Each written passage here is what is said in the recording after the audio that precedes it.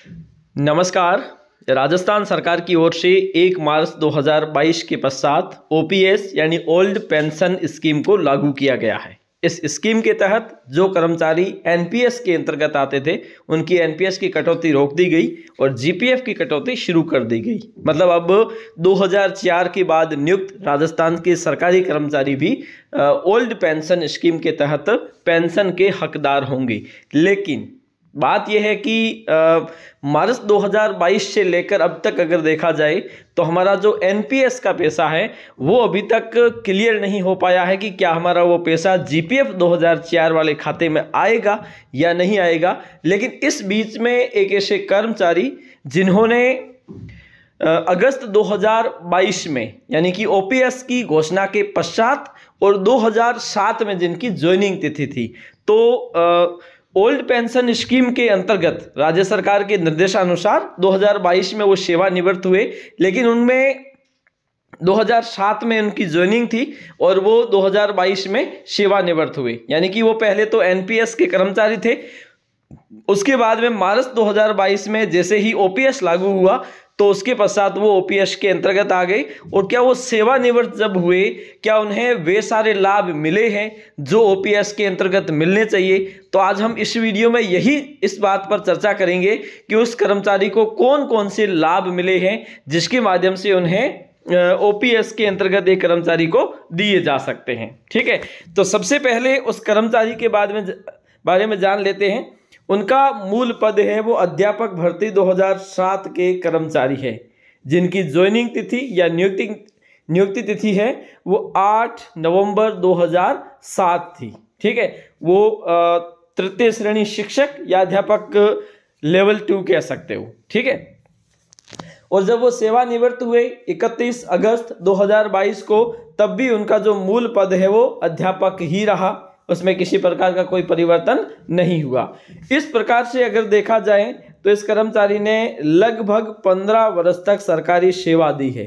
15 वर्ष दी है, इसका मतलब है कि ओपीएस ओल्ड पेंशन स्कीम के तहत न्यूनतम पेंशन के लिए न्यूनतम सेवा अवधि है वो 10 वर्ष रखी गई है। और इस कर्मचारी ने प्राप्त किए हैं 15 वर्ष। तो 15 वर्ष सेवा के पश्चात उन्हें कौन कौन से लाभ दिए गए, क्योंकि राजस्थान में आपने देखा होगा कि मार्च 2022 से ही ओल्ड पेंशन स्कीम को लागू कर दिया गया था। अब ये सारे फैक्टर डिपेंड करते हैं आप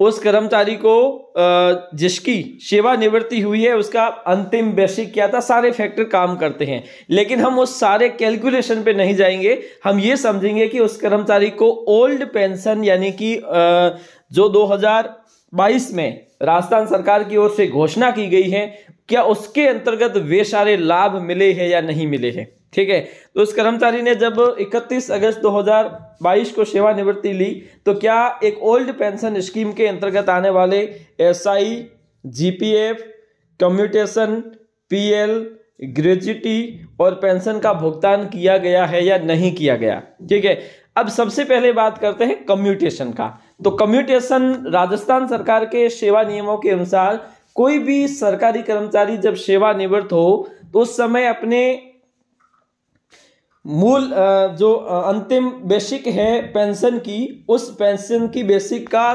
33% तक का हिस्सा है वो कम्यूट करवा सकता है। तो अगर देखा जाए इस कर्मचारी की जो मूल पेंशन है या फिर पेंशन का जो मूल है बेसिक है वो था 13,206 रुपये। जब इस कर्मचारी ने इसे कम्यूटेशन लेना चाहा गया फिर कम्यूटेशन लिया है तो उसके अंतर्गत इसकी जो कम्यूट राशि है उस बेसिक से 4,402 रुपये हो गई। ठीक है, अब रिड्यूस पेंशन जो उसे अब मिलेगी वो पेंशन है वो 8,802 रुपये। ठीक है, तो ऐसी स्थिति में अगर देखें तो ये देखा गया है कि इनको जो कम्यूटेशन राशि मिली है वो मिली है 4,32,840। ठीक है, और कम्यूटेशन राशि डिपेंड करती है आपके अंतिम बेसिक पर। अंतिम बेसिक, उसके बाद में उसका अंतिम पेंशन और सेवा की पूर्ण अवधि कितनी है। तो इन्होंने केवल 15 वर्ष तक ही राजकीय सेवा दी है, तो ऐसी स्थिति में इनका अनुपातिक रूप से हो पेंशन कम्यूटेशन कम बना है। ठीक है, अब उसके बाद में एक ग्रेजुएटी होती है। कोई भी सरकारी कर्मचारी जो लगातार या फिर न्यूनतम 5 वर्ष तक सरकारी सेवा में है तो वो ग्रेजुएटी का हकदार होता है। ग्रेजुएटी की अंतिम सीमा सरकार द्वारा समय समय पर निर्धारित की जाती है। पहले ये 10 लाख थी, अब जिसे अब बढ़ाकर 20 लाख रुपए तक कर दिया गया है, यानी कि अधिकतम 20 लाख रुपए ग्रेजुएटी के रूप में दिए जा सकते हैं। और ये भी डिपेंड करता है आपकी अंतिम बेसिक प्लस आपकी सेवा अवधि पर। अगर सेवा अवधि 28 वर्ष से कम है तो ऐसी स्थिति में आपको उस अनुपातिक रूप से ग्रेजुएटी कम मिलेगी, और 28 वर्ष से ज्यादा है फिर आपके डिपेंड करता है आपकी अंतिम बेसिक पर। पीएल का नकद भुगतान है वो सभी कर्मचारियों को दिया जाता है। जितने पीएल आपके खाते में शेष है उस खाते को तत्कालीन जब वो सेवानिवृत्त हो रहा है उसके अनुसार उसका भुगतान कर दिया जाता है, बेसिक और डीए के अनुसार। अब उसके बाद में एसआई स्टेट इंश्योरेंस इनको भी मिला है, क्योंकि स्टेट इंश्योरेंस के अंतर्गत इन्होंने जो राशि अपनी सेवा अवधि के दौरान सैलरी से कटवाई थी उसका बोनस मिलाकर उसे दे दिया गया है। यानी कि कितना मिला है वो डिपेंड नहीं करता, ये हम ये समझ रहे हैं कि कौन कौन से लाभ इन्हें दिए गए हैं। ठीक है, तो सबसे पहले तो अगर ये एनपीएस के अंतर्गत ही होता तो इन्हें ये इस प्रकार की पेंशन नहीं मिलती, लेकिन इनको जीपीएफ या फिर ओल्ड पेंशन स्कीम के तहत उनकी सेवा अवधि के अनुसार इन्हें पेंशन का लाभ दिया गया है। इतनी पेंशन इन्हें दी जाएगी। ठीक है, अब उसके बाद में है एसआई है वो मिलेगा, लेकिन अब बात रहती है कि क्या एनपीएस का जो पैसा था जो इन्होंने अपने सेवा काल में कटवाया था क्या वो उन्हें मिला नकद जीपीएफ के रूप में या नहीं मिला।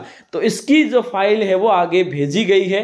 हालांकि इसका भी भुगतान कर दिया जाएगा, लेकिन इसमें थोड़ा सा समय लग सकता है, लेकिन ये भी अंततः इनको भुगतान किया जाना है। तो आप यूं समझ सकते हैं कि राजस्थान में ओल्ड पेंशन स्कीम लागू होने के पश्चात चाहे भले ही हमारे एनपीएस का पैसा हमारे जीपीएफ खातों में नहीं आया हो, लेकिन इस अवधि में जो भी कर्मचारी सेवानिवृत्त हो रहे हैं तो उन्हें पूर्ण रूप से ओपीएस के अंतर्गत मानकर ही इन्हें सेवानिवृत्त किया जा रहा है।